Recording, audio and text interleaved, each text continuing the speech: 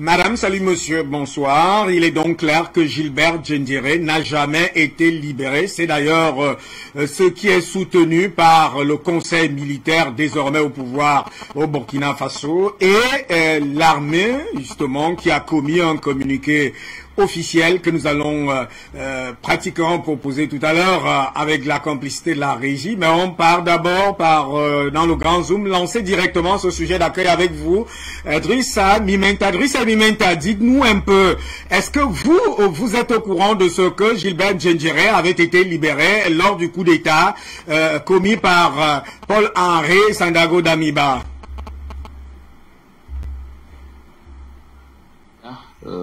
Bonjour au cher peuple africain.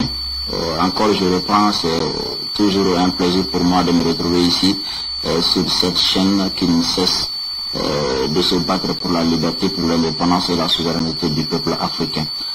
Concernant monsieur Diendéré, je l'avais dit ici sur ce plateau le jour où il y a eu coup d'État au Burkina Faso, qu'il faut être vigilant et extrêmement attention à tout ce qui va circuler. Parce que dans de pareilles circonstances, il y a beaucoup d'informations qui circulent, comme d'ailleurs ici au Mali, les informations avaient circulé le 18 août et après le 18 août, que tout ce qui arrivait, que les 5 colonels étaient téléguidés, étaient même commandés par l'ancien directeur du service de renseignement malien, et par la suite nous avons vu que c'était pas vrai, et actuellement je pense qu'ils séjournent comment dirais-je, la prison centrale de Bamako. Donc comme ça, nous l'avons également dit ici de faire attention à tout ce qu'ils disent, parce que vous savez, dans des situations comme ça, il y a beaucoup de personnes qui essaient de tirer profit, il y a d'autres également qui essaient de créer la confusion, comme on le sait très bien que la confusion est le premier ennemi de la révolution. Alors au premier heure de ce qui s'est passé au Burkina Faso, on a entendu beaucoup de choses, que Diendéré avait été libéré, que beaucoup de personnes ont été libérées, et depuis ce jour-là, nous avions des informations comme quoi qu'il n'a pas été libéré. Alors nous avons dit, on ne va pas se prononcer sur là-dessus, on va attendre dans les jours à venir qu'est-ce qui va se passer, et pour voir clair dans ce qui se passe également, et surtout voir l'orientation que va prendre cette transition au Burkina Faso. Parce que déjà, il y avait un président qui était là, qui partait. Alors, c'était visible que l'entourage du président déchu était rentré bien sûr dans des combines, dans des manipulations, dans des diffamations pour essayer de casser un peu cette dynamique-là, parce que nous avons même entendu des vocaux appelant le peuple à descendre dans la rue pour empêcher les militaires de chasser Kaboré. Et à l'époque, on avait compris dans ce sens-là que c'était un moyen pour l'entourage de Kaboré, de casser cette dynamique-là, de montrer ces gens-là comme des pro-français afin de révolter le peuple contre ces militaires-là. Donc on s'est dit, il faut faire très attention et voir dans les jours à venir qu'est-ce qui va se passer. J'aimerais terminer juste avec cette expression que nous avons ici des présidents qui sont en quelque sorte des gardiens de cage remplis de lions au profit d'un criminel chasseur. Et dès que les lions vont se rendre compte qu'ils sont surveillés par un brebis, imaginez la suite, ce qui va se passer, et imaginez également le sort qui sera réservé à ce gardien et à ce criminel chasseur qui est bien sûr la France et les présidents africains actuellement. Merci à vous, Drissa Mimeta. Avant d'aller rejoindre donc Tapé Goubera, ça c'est le communiqué du parquet militaire, des informations publiées dans certains médias sur les réseaux sociaux font état de la libération par le mouvement patriotique pour la sauvegarde et la restauration du peuple du général Gilbert Diendéré. Le parquet militaire dément formellement cette allégation et rassure l'opinion nationale et internationale que le général Gilbert Diendéré est toujours détenu à la maison d'arrêt et de correction des armées, c'est-à-dire la MACA, et qu'aucun détenu n'a été libéré. Par ailleurs, le parquet militaire informe l'opinion nationale et internationale que le procès du dossier Thomas Sankara est suspendu en raison des événements survenus le 23 janvier 2022 et les jours suivants, l'audience reprendra donc le lundi 31 janvier 2022 à 9h précises. Voilà qui est clair. Le général Gilbert Ndjendjere n'a donc pas été libéré. Alors, Tapé Goubera, comment vous appréciez les informations en réalité qui faisaient état de ce que ce général avait été libéré par le conseil militaire qui a pris le pouvoir? Monsieur Hubert Ekivi, je salue les auditeurs et auditrices d'Afrique Média, la direction et toutes les personnes qui permettent à ce que l'émission ait lieu. Comme l'a dit tout à l'heure mon prédécesseur, il faut que nous fassions attention parce que, comme disait à l'époque le président Laurent Gbagbo, le serpent n'est pas mort et donc il ne faut pas laisser tomber le bâton. Et vous savez que les ennemis de l'Afrique, ces puissances impérialistes, ont un moyen, enfin plusieurs moyens, mais l'un des moyens les plus efficaces, c'est les moyens de propagande. En réalité, l'objectif, c'est de créer une confrontation entre les Africains, créer une division de telle sorte qu'ils puissent venir, comme toujours, donner l'impression qu'ils viennent pour sauver l'Afrique, pour sauver les Africains. Donc la situation qui a prévalu, ou bien qui prévoit actuellement au Burkina Faso, c'est une situation à laquelle il faut faire attention et prendre les éléments avec beaucoup de tact, ne pas se précipiter. Parce que les ennemis sont tapis d'allons, et qu'aujourd'hui, ce qui se passe au Burkina Faso, c'est que beaucoup d'Africains aspirent à ce qu'il y ait un mouvement qui se détache de ce que nous avons vu depuis quand nous additions plus de 30 ans, c'est-à-dire que depuis l'ère Blaise Compaoré jusqu'à l'ère Compaoré, parce que aujourd'hui, les Africains sont en souffrance. Et la souffrance dont il s'agit, c'est que la question qui doit être prioritaire, c'est la question de la souveraineté des États africains. Je le dis toujours, je l'ai toujours lu sur votre chaîne, je dis que lorsque vous êtes enfin les animaux sont dans les zoos, hein, comme nous, je l'ai dit le dire, quand nous sommes, je parle souvent des enclos coloniaux, dans un zoo, le lion ne peut pas se permettre de dire qu'il est le roi. Mais le roi de quoi? Il n'y a que le propriétaire du zoo qui détermine à quel animal il doit donner de la nourriture. Donc un lion dans un zoo n'est rien d'autre qu'un simple animal. Vous voyez? Donc tant que nous sommes dans les enclos coloniaux, nous ne pourrons jamais parler d'une Afrique libre, d'une Afrique, comment on appelle, souveraine. C'est d'ailleurs pour ça que nous saluons ce qui se passe au Mali. Maintenant, nous sommes prudents et nous attendons ce qui en est au Burkina Faso. Parce que, comme on l'a dit, le pouvoir actuel est confronté à la fois, on suppose, à l'ancien régime, donc qui, véritablement, dans sa démarche, peut vouloir induire les gens en erreur. Il y a aussi le fait que la France, on a vu Mme Parly, il y a 2 jours, devant les députés, a dit que la France ne partira pas. Elle va rester de force ou de gré au Sahel. Mais la question qu'on se pose, des pays dits tant pauvres comme le Burkina Faso, comme le Mali, pourquoi la France en tête après eux, leurs soldats meurent? Bon, nous leur disons, écoutez, on ne veut plus que vos soldats meurent. Laissez-nous, nous allons régler notre problème. Ils ne veulent pas partir. C'est pour vous dire qu'il y a un guille sur roche. Donc, s'il y a un mouvement qui naît et que certainement il est l'émanation de la volonté populaire, comme c'est le cas au Mali, vous convenez avec moi que les ennemis d'Afrique vont toujours créer de la confusion, de telle sorte que nous soyons dirigés vers des choses qui ne sont pas essentielles, et puis ils vont profiter pour venir s'installer sur le continent, comme ils le font surtout au Mali. N'oublions pas que l'objectif premier de tout ça, c'est d'empêcher qu'il y ait un exemple au Mali. Donc l'exemple au Mali qui peut faire un effet domino. Et on est là, on est dans l'attente par rapport à la situation, comment on appelle, en Guinée. Et voilà encore une autre situation qui prévaut au Burkina Faso. Donc, comme je disais il n'y a pas longtemps, que nous sommes dans le cas d'une équation du premier degré à 3 inconnus, surtout pour la CEDEAO, qui a d'après une force en attente. Elle ne sait même plus qui frapper, puisque cette force en attente ne réagit jusque-là pas.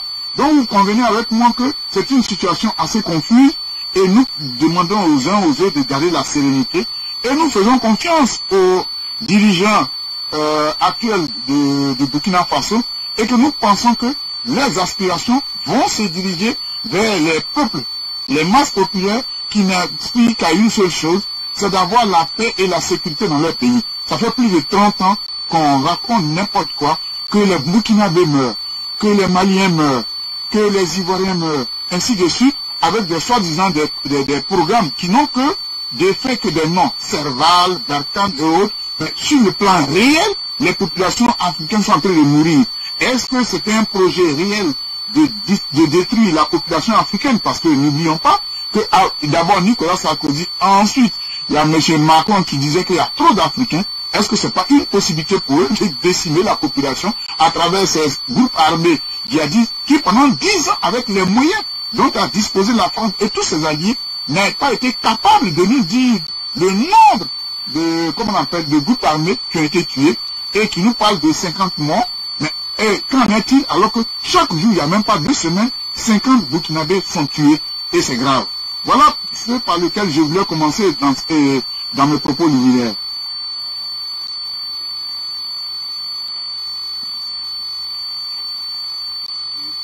À l'écran, j'annonce aussi, toujours au Burkina Faso, la Copa BF et le mouvement Les Révoltés annonce donc une conférence de presse pour vendredi dès 9h30 précis. Ce sera au monument, au mémorial donc de Thomas Sankara. C'est tout dire qu'en réalité, là-bas au Burkina Faso, les associations de la société civile sont mobilisées pour que les aspirations des populations puissent être donc respectées. Je ne sais pas si nous sommes aussi avec Monsieur Oumarou Ousmane, il est ancien député. Est-ce que nous sommes avec lui, qui nous donne aussi, cher député, pour nous donner aussi votre lecture sur ce jeu trouble qui s'est joué dans ces informations diffusées en grande masse dans les réseaux sociaux concernant la libération du général Diendéré, toute chose qui est aujourd'hui démentie par le parquet militaire. Monsieur Oumarou est-il avec nous? Bien voilà, il n'est pas avec nous. On va donc... j'aperçois une troisième personne, je crois c'est lui. Alors, je suis là. Monsieur Oumarou Abdourahmane, vous êtes ancien député, je viens de le dire, vous êtes président du parti Union des Patriotes Panafricains. Alors, on a aidé à interroger les autres sur cette affaire, des informations qui ont circulé sur les réseaux sociaux concernant la libération, une probable libération du général Gilbert Diendéré. Alors, le parquet militaire vient de démentir ces informations. Le mouvement politique, en fait, le conseil militaire n'a jamais libéré le général Diendéré. Et pourquoi ces informations ont circulé pour vous? Bonsoir à toutes les médias, bonsoir à ceux qui sont... Mais en fait, moi, dès que j'ai vu l'information circuler, ça m'a fait sourire. En fait, vous savez, c'est de la manipulation. Ils connaissent en fait l'engagement de la jeunesse burkinabé. Ils connaissent l'amour que la jeunesse burkinabé porte pour le capitaine Thomas Sankara. Ils savent l'amour que portent les Africains pour le capitaine Thomas Sankara. Donc, en essayant donc de ne pas... C'est pour éviter que les populations ne sortent pour apporter leur soutien à la junte militaire.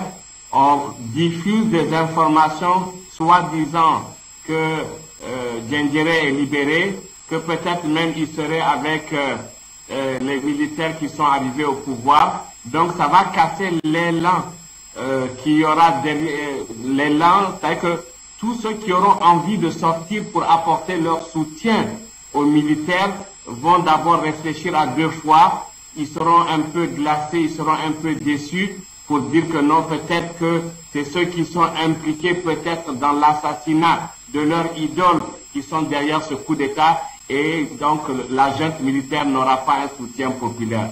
Ça m'a tellement fait rire, mais ils ne savent pas qu'aujourd'hui, on ne peut plus manipuler les gens. On ne peut plus manipuler cette jeunesse qui a la chance d'avoir Internet dans sa poche. Malgré qu'ils n'arrivent pas à manger à leur faim, Ils ont de quoi se connecter et ils ont de quoi savoir ce qui se passe un peu dans le monde.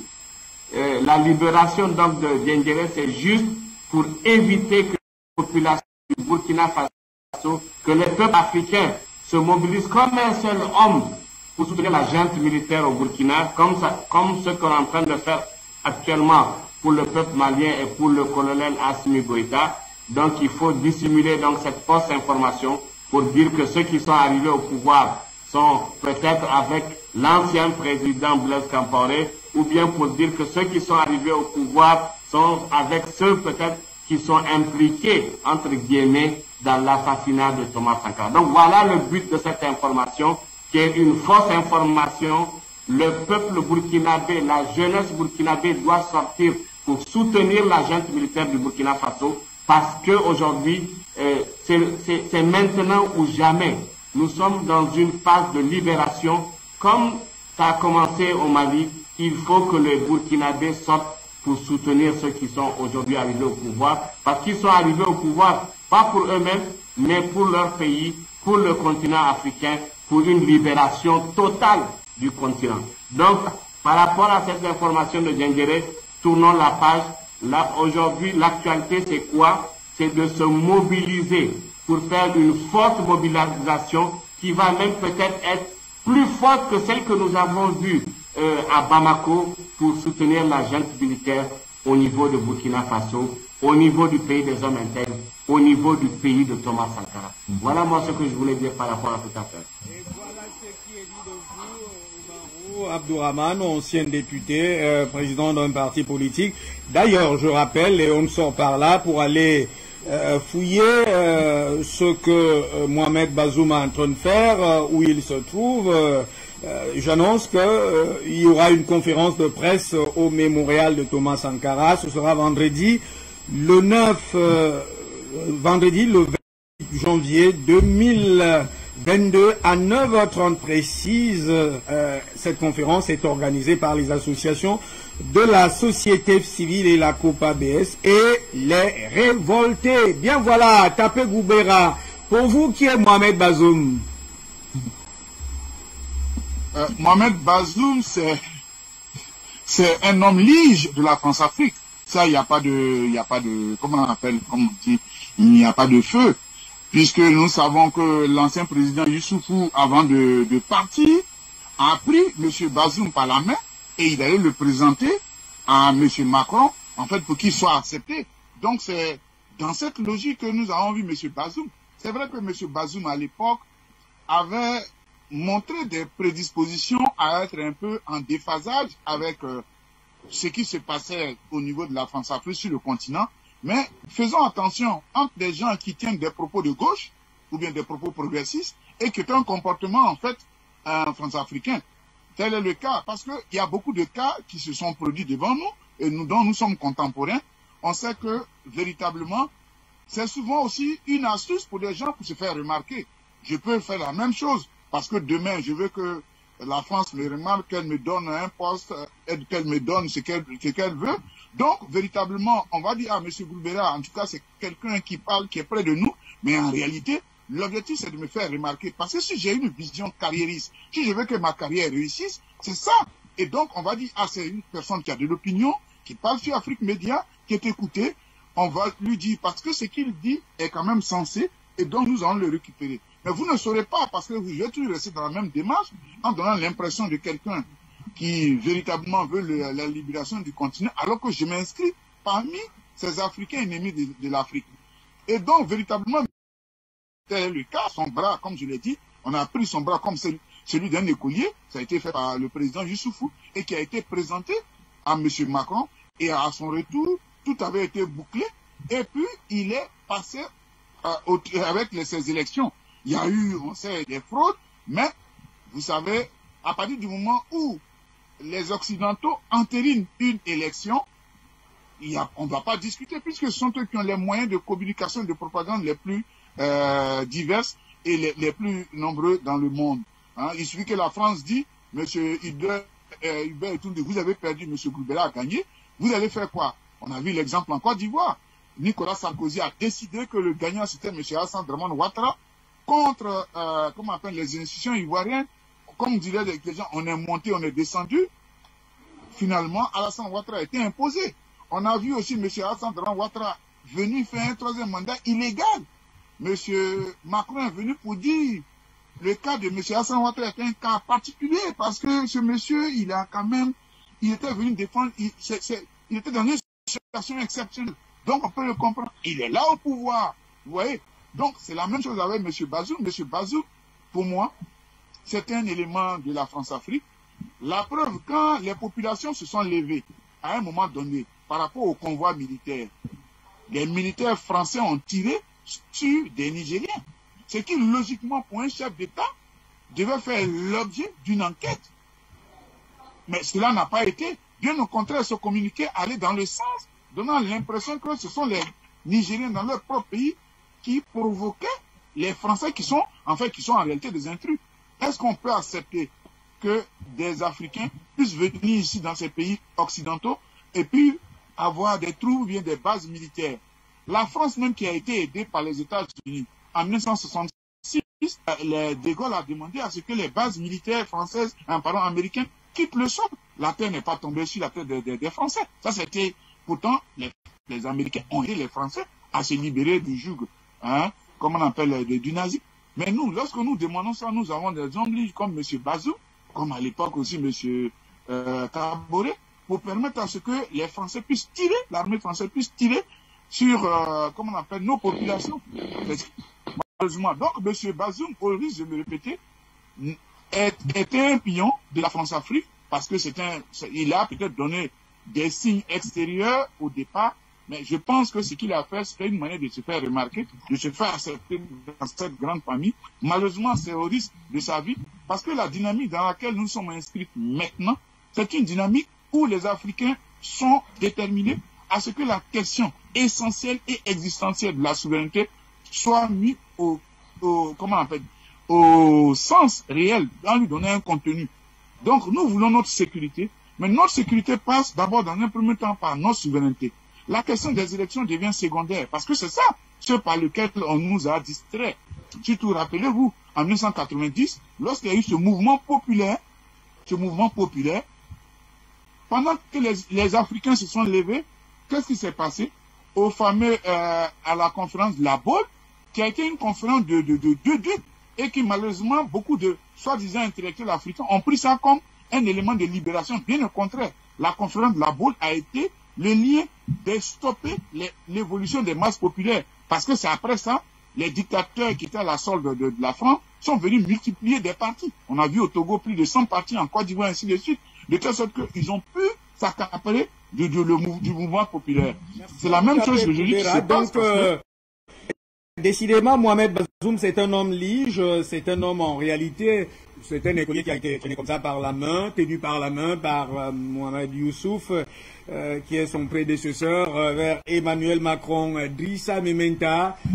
Vous êtes pratiquement à côté du Niger et actuellement, beaucoup de choses se disent dans le pays, mais l'on doit quand même se dire, il y a cette information de ceux qui a eu des tirs au niveau de la présidence de la République. Mohamed Bazoum tente de démentir toute cette mobilisation, mais pour vous, on veut savoir qui est Mohamed Bazoum ces derniers temps, parce que il a pris quand même position contre le peuple nigérien en faveur de la France. Merci beaucoup. D'abord, pour nous, M. Bazoum est un ex-rebelle. Et d'ailleurs, jusqu'à présent, nous ne savons pas s'il s'est reconverti ou pas, parce que nous l'avons vu ici et les images sont encore là, de 91 à 92, et il était avec une délégation de rebelles. Et d'ailleurs, il continue de recevoir ces mêmes rebelles chez lui dans son palais au Niger, contre la volonté du peuple nigérien.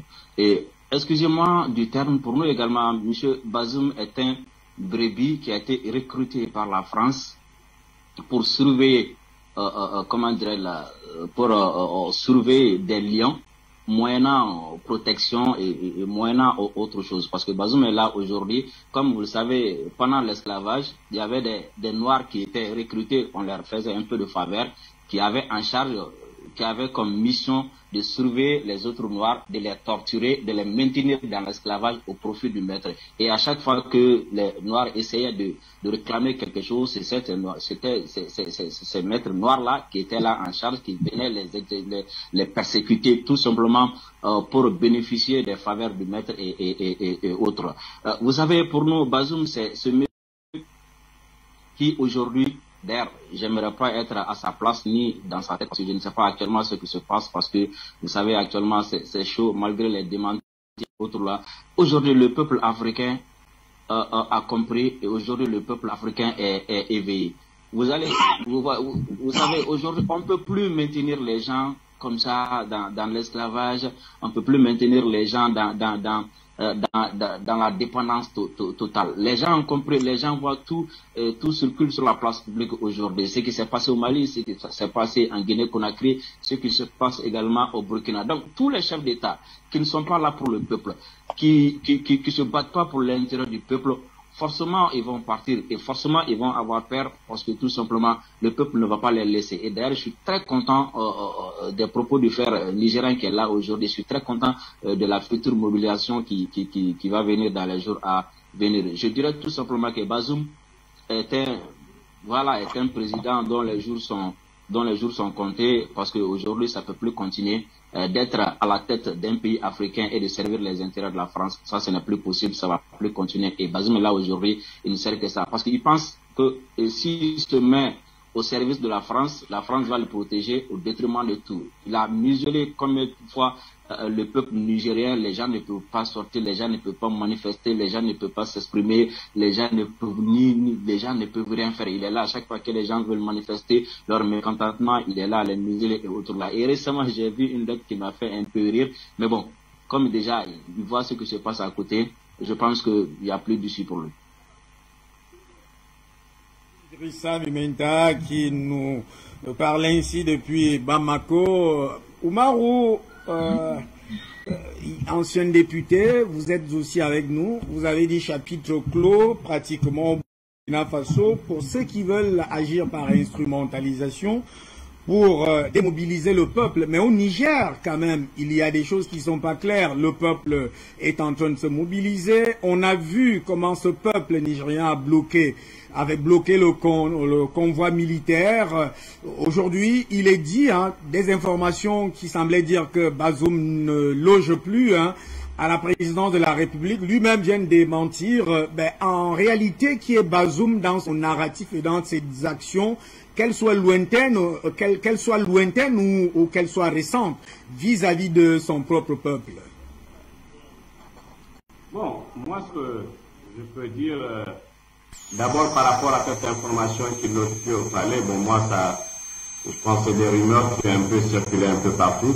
Moi, ça ne m'intéresse pas. Ça ne m'intéresse pas. Ce qui m'intéresse le plus, c'est l'éveil des consciences. Ce qui m'intéresse le plus, c'est la mobilisation qu'il y aura ce dimanche 30. La société civile nigérienne a décidé donc d'organiser donc une marche suivie d'un meeting, un grand meeting populaire donc à la place de la concertation. Au passage, je dis bonsoir donc au frère Michael Zodi, donc de TPL, qui est au devant donc avec ses collègues de la société civile par rapport à cette manifestation. Ce qu'il faut noter par rapport à cette manifestation, c'est que ça fait longtemps. Nous, on se rappelle même plus la dernière fois que les Nigériens ont pu manifester. C'était pratiquement impossible sous le président Issoufou vers la fin de son mandat. Et après les élections donc de décembre 2020, donc il y a eu donc les élections législatives, les élections municipales, il y a eu les élections présidentielles. La ville de Niamey est pilotée par des maires de l'opposition qui sont rentrés dans un jeu trouble en voulant faire plaisir, en voulant séduire le chef de l'État Bazoum. À chaque fois que l'opposition déposait donc une demande à manifester, à chaque fois que la société civile décidait de vouloir faire un meeting ou sortir, ces élus de l'opposition bloqués interdisaient alors même qu'ils étaient aussi dans la même situation avant qu'ils arrivent aux commandes de la ville de Niamey. C'est dire qu'il y a quelques jours, donc la société civile nigérienne a été reçue par le chef de l'État Bazoum et ils ont fait cas justement de leur souhait et de leur envie de sortir pour vraiment cette fois-ci, parce que c'est un droit constitutionnel. Et comme par hasard, le lendemain, il y a eu un communiqué de la ville de Niamey, il y a eu un communiqué du maire de Niamey qui dit que là, il a des garanties, il va autoriser la société civile donc à sortir ce dimanche 30. Et ça a tellement fait sourire les populations de Niamey parce que ça prouve donc tout ce que les gens se disaient dans les couloirs, dans les coulisses et un peu partout que il était en train de vouloir faire plaisir au chef de l'État Bazoum a été confirmé par sa sortie. Parce que là, il dit qu'il va autoriser la marche du dimanche parce que il a eu certainement des instructions du chef de l'État Bazoum. Donc, revenons maintenant à la situation du président, du chef de l'État Bazoum. Tout le monde sait que c'est la continuité du président Issoufou qui est en train de continuer. Jamais, je dirais bien, je peux oser le dire, je ne pense pas qu'il y ait eu en Afrique un chef de l'État qui a autant fait plaisir à la France comme le président Issoufou l'a fait. Et je pense qu'aujourd'hui, le chef de l'État Bazoum également est dans cette logique pour pouvoir asseoir son pouvoir, pour pouvoir pour lui, parce que pour eux, ils pensent que quand ils sont avec la France, ils peuvent dormir tranquille. C'est dans cette logique qu'ils étaient avant, jusqu'à ce que les vents commencent à emporter leurs camarades d'Ibeka, leurs amis Kaboré. Je pense que maintenant ils doivent comprendre que la garantie d'un pouvoir n'est pas entre les mains de la France, c'est entre les mains de Dieu, mais surtout du peuple. Je pense que pour dormir en paix, il faut être vraiment un loyal serviteur du peuple et dans ce cas-là, vous pouvez dormir tranquillement. Donc aujourd'hui, qu'on le veuille ou pas, que ce soit au niveau de l'opposition, que ce soit au niveau de la société civile, que ce soit au niveau des partis qui soutiennent la majorité présidentielle, c'est-à-dire qui soutiennent le chef de l'État Bazoum, ils savent que Bazoum est un avocat de la France, ils savent que Bazoum est à la solde de la France, ils savent que Bazoum est avec la France. Et d'ailleurs, on n'a même plus besoin de faire de débat pour se poser ces questions. Il l'a lui-même dit en direct à la télévision nationale, qu'il a prouvé au peuple nigérien, il a prouvé aux peuples africains qu'il est un grand ami de la France, un loyal serviteur de la France.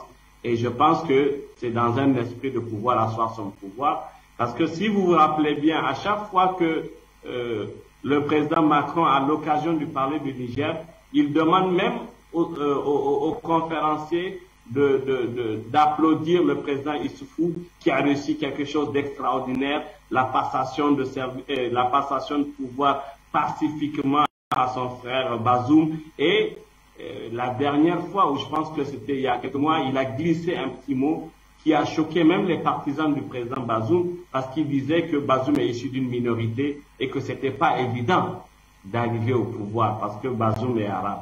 Donc c'est une manière de dire que Monsieur Bazoum, dites merci à la France, Monsieur Bazoum, dites merci à Issoufou, parce que Issoufou nous a bien parlé de vous.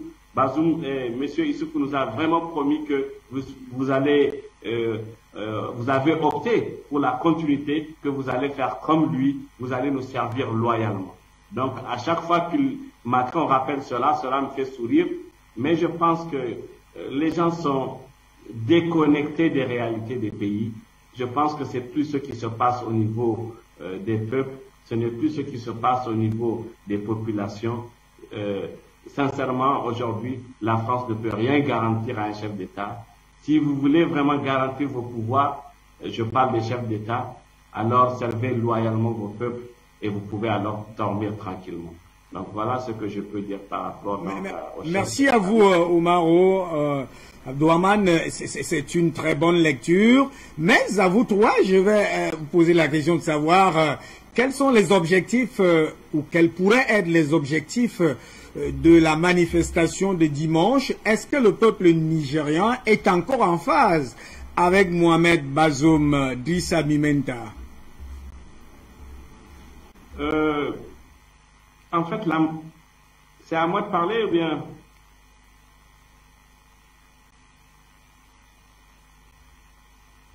Je pense que vous pouvez aller. Hein. Ma question s'adresse à Drissa Mimenta. J'espère que vous avez l'écoute, que vous suivez ce qui se passe ici, parce que moi je vous suis pratiquement. Je disais donc à vous trois, en commençant par Drissa Mimenta, quels sont les objectifs de la marche de dimanche prochain au Niger? Est-ce qu'aujourd'hui on peut croire que le peuple est encore en phase avec Mohamed Bazoum, ou parce qu'il a été constaté qu'il n'a jamais été en phase avec lui, que c'est un produit, c'est un élément imposé, c'est un choix de la France. Est-ce que vous pensez qu'il y a une relation étroite entre le peuple et Mohamed Bazoum? Drissa Mimenta.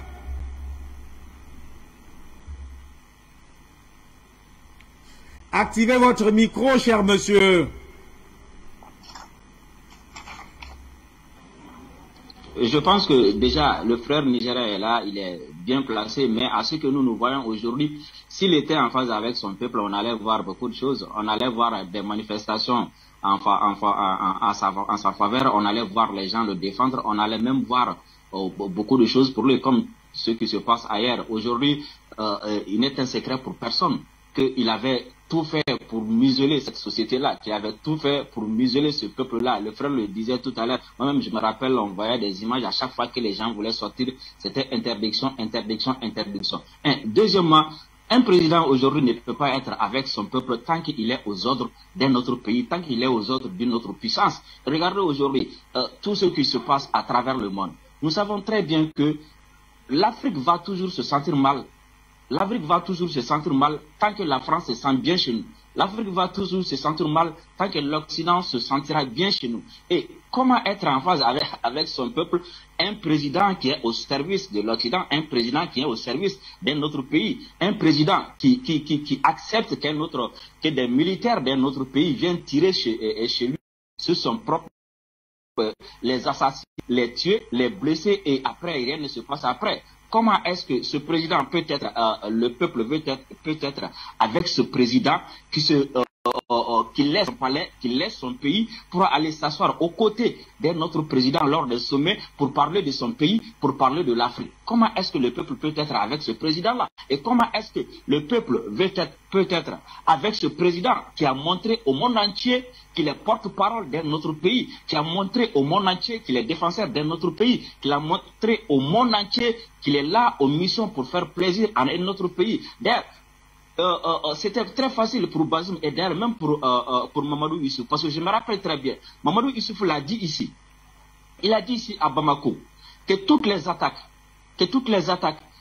qui sont dirigées contre le Niger sont planifiées, sont préparées au Mali et plus précisément à Kidal.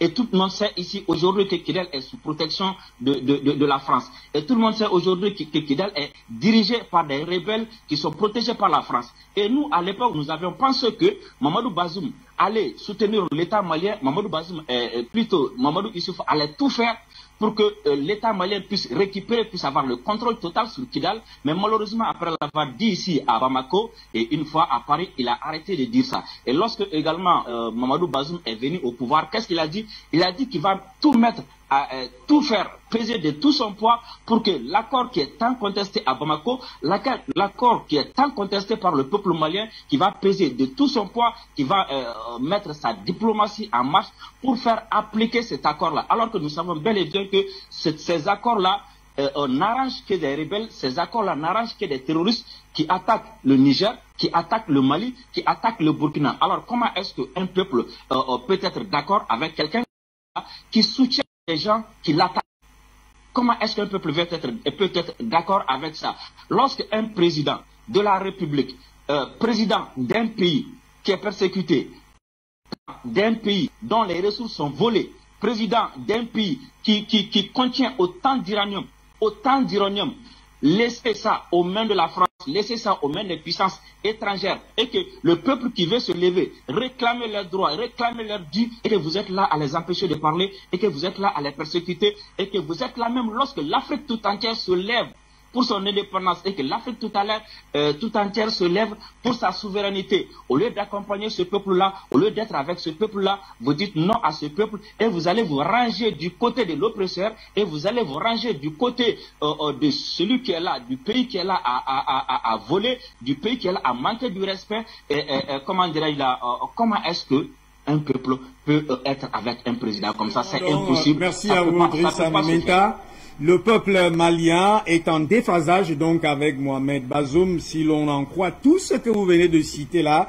Et d'ailleurs, ça c'est même le peuple le peuple malien est en déphasage avec ce président dans la dynamique donc de la libération du Sahel prise dans les taux du terrorisme. Alors, Oumaro Abdourahmane, pour vous au Niger, qu'est-ce que vous souhaitez, qu'est-ce que vous voulez obtenir maintenant avec cette manifestation de dimanche? Est-ce que c'est juste une manifestation? Est-ce que Mohamed Bazoum, ses jours au pouvoir sont comptés? Je pourrais quand même dire ça comme ça, de manière claire, en vous posant la question. C'est une interrogation. Non, non, je ne suis pas dans un discours insurrectionnel. Mais ce que je voulais dire, en fait, la manifestation de dimanche, nous a parlé de quoi? D'abord, c'est pour exiger le départ donc des bases militaires étrangères. C'est pour demander justice aux jeunes qui ont été tués à Terra pendant le passage donc de la force Barkhane, donc à Terra. C'est pour exiger la libération de tous les prisonniers politiques, parce qu'il y en a beaucoup. Il y a des acteurs de la société civile même qui sont en prison. Il y a un de très connu, un grand combattant qu'ils ont arrêté, qui était même dans une prison de haute sécurité avec des terroristes. Je parle de Jibril Anas, qui est encore en prison pour ses opinions. Donc, cette marche, c'est pour demander tout cela.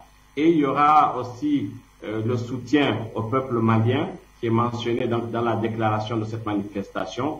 Sans doute, ils vont apporter leur soutien au peuple burkinabé aussi. Mais le plus important dans ces déclarations, c'est qu'il y a un point qui demande à ce que l'ancien président Issoufou soit traduit en justice pour haute trahison avec tout ce qu'il a eu à faire pendant ses 2 mandats. Donc voilà ce qui concerne vraiment la sortie de la société civile pour ce dimanche. Donc la mobilisation, ils sont en train de s'organiser par rapport à cela. Et je pense que les populations vont sortir massivement pour donc faire une forte mobilisation et dénoncer donc tous ces travers que je viens d'énumérer tout à l'heure, qui a été mentionné donc dans la déclaration déposée par les acteurs de la société civile pour cette grande mobilisation de dimanche. Monsieur l'ancien député Oumaro Abdourahmane, est-ce que vous pensez que ce que vous êtes en train de citer là, c'est des choses qui sont possibles d'être appliquées par Mohamed Bazoum? D'abord, cette justice pour ceux qui sont tombés à Terra, ces jeunes qu'on a tués, ces jeunes innocents, ça m'étonnerait. Peut-être pour un coup de communication, parce qu'il est très fort dans ça, ils peuvent faire une communication pour dire qu'ils vont le faire. D'ailleurs, dans son message à la nation du 18 décembre passé, il avait demandé à la France aussi de faire une enquête. D'ailleurs, son discours, au lendemain de son discours, Madame Parly lui a répondu pour dire que la France a déjà fini ses enquêtes et tout. Et après la sortie de Parly, il n'a absolument rien dit. Ses partisans n'ont absolument rien dit. Donc, ça veut dire que le dossier est clos à leur niveau du moment où les patrons ont parlé. Maintenant, concernant encore la libération des prisonniers politiques et de certains acteurs de la société civile, je pense qu'il peut jouer sur ça. il peut libérer les prisonniers politiques, vu que la situation est un peu tendue. Pour calmer un peu les choses, je pense qu'il peut libérer certains prisonniers, et nous espérons aussi que le jeune Anas dont nous parlons aussi peut-être sera libre pour aussi faire un petit clin d'œil aux acteurs de la société civile. Je pense que sur ce terrain, il peut aller, il peut regarder dans la même direction que les acteurs de la société civile. Maintenant, exiger le départ des bases militaires étrangères, je sais qu'il ne le fera pas. Même s'il dit qu'il va le faire, il ne pourra pas le faire parce que ça ne vient pas de lui et il ne décide pas de cela. Donc, sur ce point, je pense que il y aura donc il y aura pas satisfaction. Maintenant, l'autre point aussi qui demande à ce que le président Issoufou, son prédécesseur, son grand frère, son compagnon, son ami de tous les jours, et surtout celui qui l'a aidé à arriver au pouvoir, je pense qu'il ne le fera pas. Il ne va jamais faire en sorte que le président Issoufou soit inquiété par la justice nigérienne. S'il pouvait, même aucune mouche ne pourrait toucher l'épaule du président Issoufou, parce que c'est grâce à la France. Alors, il y a des petits soucis de connexion avec Monsieur Oumarou Abdourahmane, Monsieur Tapé Groubera. On va sortir pratiquement avec vous. Alors, si la situation est telle que Oumarou Abdourahmane est en train de décrire, il y a quand même des questions à se poser. Décidément, Mohamed Bazoum va continuer à rester royalement au pouvoir en faisant ce qu'il veut et ce qu'il ne veut pas faire. Bien évidemment, parce qu'il faut savoir aussi, parce que il y a souvent de la confusion. Nous, les panafricanistes, notre objectif, ce n'est pas avoir, je veux dire, un comportement antidémocratique, c'est-à-dire chasser les gens au chaque bout de champ. Ici, la possibilité à donner à M. Bazoum d'aller dans la direction populaire. C'est ça le choix. Le choix lui est donné de répondre aux aspirations populaires. Je pense que c'est pas quelque chose de très difficile. Personne ne demande à ce que les militaires viennent à remplacer M. Bazoum, mais on demande à ce que M. Bazoum puisse faire ce qu'on appelle le minima. La première des choses, dans n'importe quel pays, ça se passe ici en Europe. Je rappelle ici que au mois de, comment on appelle, le 15 et le 14 et 15 juillet 2021 dernier, il y a eu des inondations en Belgique. On a permis à ce qu'il y ait une commission d'enquête, rien que parce qu'il y a eu comme 58 morts. Ça, c'est quand même un phénomène qu'on pourrait dire de naturel, mais il y a eu une commission d'enquête, il y a des cas, plusieurs cas comme ça. Chez nous, il y a eu mort d'homme, ça dit même assassinat, il y a eu meurtre. Cela, la première des choses, c'est qu'il y a eu une enquête. Mais on ne peut pas se lever comme ça par un discours politique, dire qu'il n'y a rien circulé. Et surtout, comme l'a dit tout à l'heure le député, lorsqu'il parle et qu'après lui, Madame Parly parle et que plus rien ne se passe, ce n'est pas normal. Parce qu'on a l'impression que la vie des Africains ne compte pour rien. Et ça, ce n'est pas possible. On ne peut pas continuer cela chaque bout de sang. Voilà, donc c'est ça le véritable problème. Deuxième élément, on sait que le 9 janvier dernier, M. Bazoum était présent parmi les chefs d'État qui ont signé ces mesures illégaux et inhumains contre le peuple malien. Or, quand nous parlons des Maliens, nous parlons des Nigériens. Quand nous parlons des Maliens, nous parlons des Ivoiriens. Quand nous parlons des Maliens, nous parlons des Burkinabés. Quand nous parlons des Maliens, nous parlons des Sénégalais. Quand nous parlons des Maliens, nous parlons des Camerounais, ainsi de suite. C'est l'Afrique qui est là. Alors, qu'ils viennent à un moment donné nous dire quels sont les éléments qui l'ont motivé à prendre ces mesures qui ne sont mentionnées nulle part dans le traité comment on appelle, de la CEDEAO. Il y a aussi, il faut que, c'est ça, il ne suffit pas seulement d'écrire une constitution dans laquelle on dit que la souveraineté appartient au peuple, mais quand le peuple à un moment donné demande des comptes, il faut que les gens-là viennent au moins répondre. C'est ça le minimum de respect que nous demandons à ces dirigeants. Malheureusement, je dis bien malheureusement, nos dirigeants ne le font pas.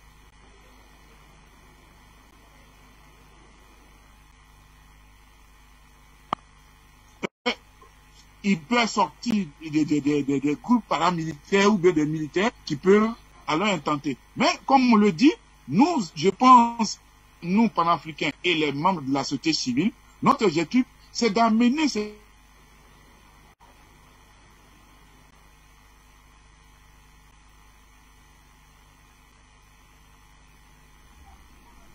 Activez votre micro.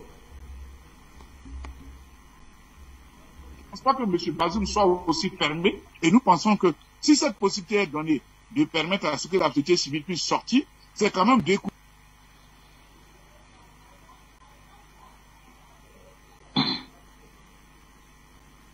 Merci.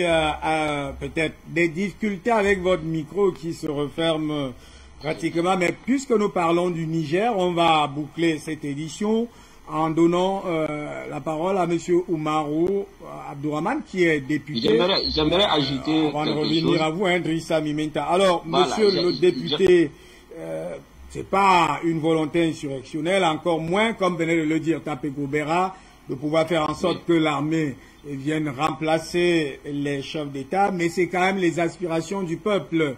Alors, si les aspirations du peuple ne sont pas respectées, quel sera le lendemain de vos réactions là-bas au Niger, ou M. Oumarou Abdourahmane? Est-ce qu'il est encore avec nous? Alors c'est Drissa Mimeta. J'aimerais ajouter, voilà, moi j'aimerais ajouter ceci. Vous savez, moi je suis pragmatique et réaliste. Oui, Drissa Mimeta. Voilà, moi je suis pragmatique et réaliste. Les objectifs que M. Abdourahmane vient de citer tout à l'heure par rapport à la mobilisation, ça me rappelle bien sûr du Camalier. Vous savez ici, lorsqu'on est sorti, on nous a tiré ici et il y a eu des morts. Nous avons demandé justice, ça n'a pas marché. Nous avons demandé le départ des bases militaires et des soldats et des militaires français ici. Pendant des années, ça n'a pas marché. Nous avons demandé tout le temps, ça n'a pas marché. Je pense que à un moment donné, face à une situation, à un moment donné, face à des gens qui sont décidés, face à des gens qui sont engagés à nous tuer, face à des gens qui sont décidés, engagés à nous exterminer, face à des gens qui sont décidés à nous priver de tous nos droits et de toute notre liberté, je pense qu'à un moment donné, il faut répondre de façon pragmatique et de façon réaliste. Il ne s'agit plus de demander, il ne s'agit plus de commander le respect, il ne s'agit plus de demander à ce qu'on nous octroie nos droits, mais il s'agit maintenant d'aller les chercher. Et tout le monde sait aujourd'hui que ces chefs d'État, on peut encore faire 10 ans, 20 ans à leur demander de chasser la France, de chasser les militaires français, d'empêcher la France de venir nous piller, d'empêcher la France de venir nous tuer. Ils vont pas le faire, ils vont jamais le faire. D'ailleurs, ils sont pas là pour nous. Je le répète encore, ils sont pas là pour nous. Alors, tant que on leur montre pas que c'est le peuple qui décide, c'est le choix du peuple qui doit être exécuté, tant qu'on va les caresser, tant qu'on va leur montrer que bon, venez, on va... Non, ils vont pas venir, ils vont pas accepter. À un moment donné, montrez-leur que c'est le peuple qui décide, c'est le choix du peuple qui doit être exécuté. Et partout où il y a eu liberté et partout où la dignité de l'homme a été respectée, c'est dans les endroits où les gens se sont dit, ok, désormais, nous n'allons plus demander, nous n'allons plus demander, soit vous nous donnez, soit nous allons aller les prendre, soit nous allons aller les prendre par force. Nous n'allons plus demander, On ne peut pas avoir du respect pour des gens qui nous tuent. On ne peut pas avoir du respect pour des gens qui nous privent de tout. On ne peut pas avoir du respect pour des gens qui nous incitent lorsque nous sortons seulement pour demander, pour réclamer nos droits, lorsque nous sortons pour demander à manger, lorsque nous sortons à être sécurisés, lorsque nous sortons pour réclamer nos droits de vie, on nous tue, on nous insulte, on prive de tout. On ne peut pas continuer éternellement à les demander. On ne peut pas continuer éternellement à les supplier. À un moment donné, il faut arrêter de demander. À un moment donné, il faut arrêter de supplier. Parce que tant que l'adversaire qui est en face, va toujours penser que tu vas continuer de demander. Un bout de colère dans cette affaire, mais le message est entendu. Il est donc clair qu'au Burkina Faso, le général Jirben Djendjere est toujours à la maison d'arrêt et de correction, la MACA, qu'il n'a jamais été libéré. Ce n'est pas dans les intentions du conseil militaire en place. Le parquet militaire l'a formellement démenti à travers un communiqué officiel.